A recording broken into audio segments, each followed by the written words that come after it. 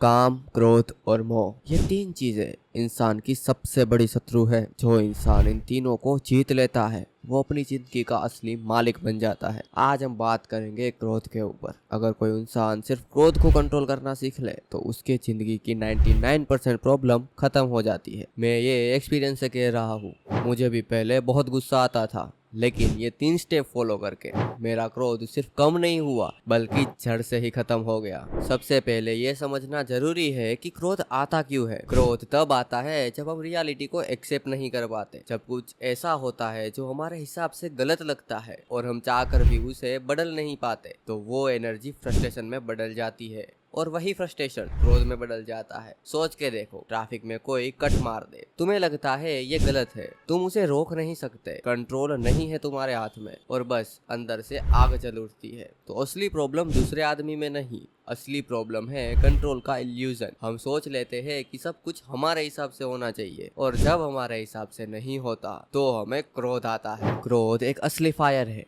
जो सबसे पहले तुम्हें जला देती है और फिर दूसरों को। तुम्हारा माइंड, तुम्हारा लॉजिक, तुम्हारी एनर्जी सब डिसेबल हो जाती है। जब तुम गुस्से में होते हो तुम्हारा ब्रेन लिटरली ऑफलाइन मोड में चला जाता है। तुम सोच नहीं पाते, सिर्फ रिएक्ट करते हो और रिएक्शन से कभी सॉल्यूशन नहीं मिलता, बस रिग्रेट मिलता है। बोला हुआ शब्द वापस नहीं आता और कहा हुआ गुस्सा जिंदगी भर गिल्ट दे जाता है। आइए अब जानते हो 3 तरीके जिससे मैंने अपने गुस्से को कंट्रोल कर लिया। First, awareness. गुस्सा आ रहा है ये समझो। ज्यादातर लोग गुस्सा आते ही रिएक्ट कर देते हैं, पर 1 सेकंड का गैप सब कुछ बदल देता है।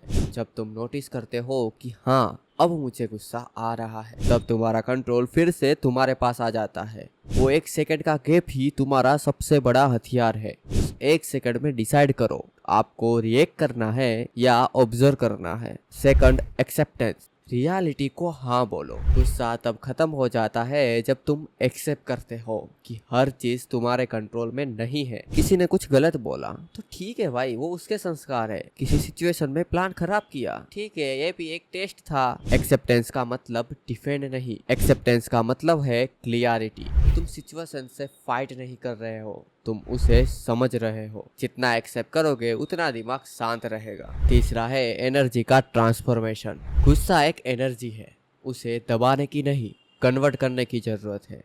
जैसे फायर को तुम रोक नहीं सकते, पर उसे कुकिंग में, पावर में या लाइट में बदल सकते हो, वैसे ही गुस्सा भी है।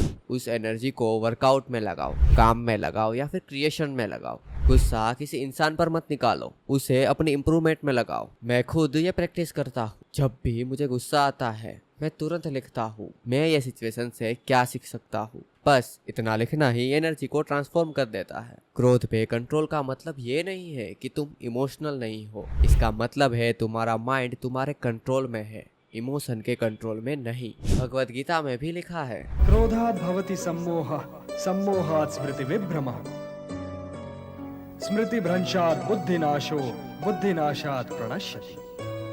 तो अगर तुम अपनी बुद्धि, अपनी क्लियरिटी बचाना चाहते हो तो सबसे पहले अपने क्रोध को जीतना सीखो। और याद रखो, जो अपना क्रोध जीत लेता है वो दुनिया में कुछ भी जीत सकता है। जय श्री कृष्ण।